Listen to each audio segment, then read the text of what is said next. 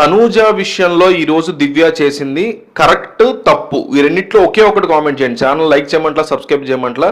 దివ్య PR, Tanuja PR, Bharani PR వీళ్ళందరూ కూడా ఈ వీడియోలు చూస్తారు, కామెంట్స్ చూస్తారు, కంపల్సరీగా చూస్తారు. అది నా ప్రామిస్.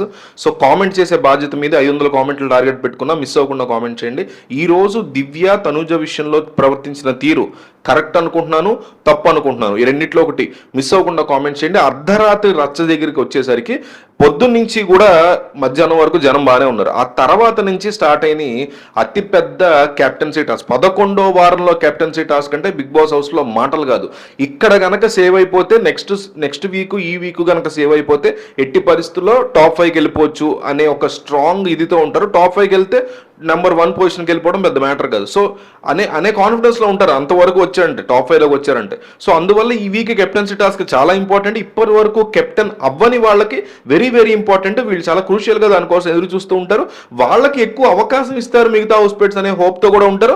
అందున సపోర్టింగ్ టాస్క్ ఇచ్చినప్పుడు ఆల్రెడీ కెప్టెన్ అయిన వాళ్ళని పక్కన పెట్టేసి మనకే ఇస్తారులే అనేటువంటి ఆబ్వియస్లీ ఒక హోప్తో ఉంటారు. ఎందుకంటే ఆడియన్స్ కూడా చూస్తుంటారు కాబట్టి.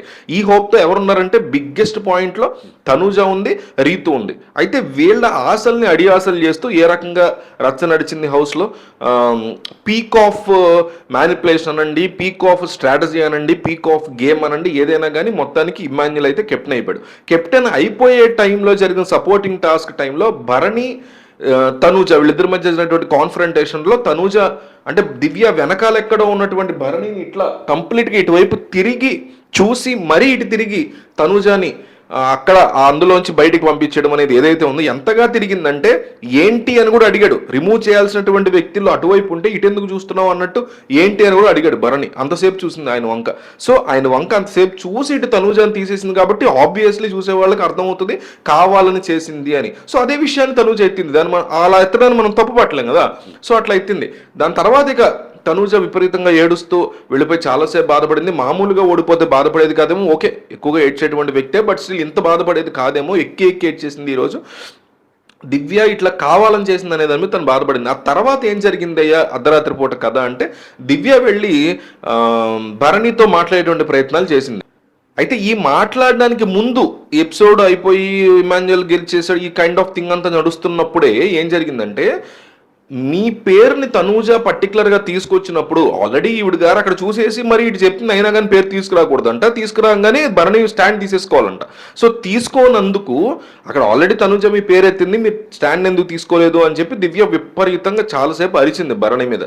సో అయితే కొద్దిసేపటి తర్వాత అంటే మిడ్ నైట్ టైం అయ్యేసరికి అర్ధరాత్రి రచ్చ ఏంటంటే వచ్చి మళ్ళీ భరణితో మాట్లాడేటువంటి ప్రయత్నం ఏ రకంగా మళ్ళీ స్టార్ట్ చేసి ఏదో ఒకలాగా భరణితో ఏదో ఒక సోది మాట్లాడేటువంటి ప్రయత్నం. సోది కూడా కాదు, అదొక రకమైన అబ్సెషన్ అయిపోయింది ఆ మనిషి మీద ఈ అమ్మాయికి. సో పాజిటివ్ హెల్తీ రిలేషన్, మనం ఏం బ్యాడ్గా మాట్లాడట్లేదు అమ్మాయి గురించి. సో ఆ అబ్సెషన్లోంచి ఏంటంటే సారీ మిమ్మల్ని అరిచినందుకు, ఏదో ఒకలాగా మాట కలపాలి అన్నట్టు సారీ మీ మీద అరిచినందుకు అరవడం నా తప్పే అంటూ స్టార్ట్ చేసింది. అయితే దివ్య చేసినటువంటి ఆ ట్రైల్కి భరణి కూడా చాలా స్ట్రాంగ్గా ఆన్సర్ చేశాడు. సారీ చెప్పడం కాదు నువ్వు అరవడం అనేది, ఎప్పుడు అరుస్తూనే ఉన్నావు నువ్వు నా మీద. ఈ కైండ్ ఆఫ్ యాటిట్యూడ్ని ఇది కరెక్ట్ కాదు. తనూజకి స్టాండ్ తీసుకోకపోవడం అనేది నా పాయింట్. అక్కడ స్టాండ్ తీసుకోవాలా తీసుకోకూడదని తర్వాత డిసైడ్ అయ్యి తర్వాత నేను తనూజతో మాట్లాడుకుంటా. నువ్వు అటు తిరిగి కావాలని తీసేసావని క్లియర్గా అర్థం అవుతున్నప్పుడు అందులో నేను స్టాండ్ తీసుకునేదే ఉంది.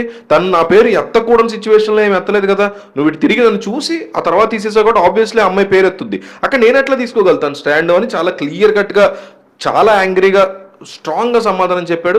ఎవరికైనా సరే, తనూజకైనా సరే, దివ్యకైనా సరే, ఫస్ట్ నుంచి కూడా భరణి ఇంతే స్ట్రాంగ్గా స్ట్రిక్ట్గా ఉండుంటే చాలా స్ట్రాంగ్ పొటెన్షియల్ ఉన్నటువంటి హౌస్మేట్, మంచి పొజిషన్కి వెళ్ళగల బాగా ఆడేటువంటి హౌస్మేట్ వేరే లెవెల్కి వెళ్ళిపోయాడు ఈ పాటికి.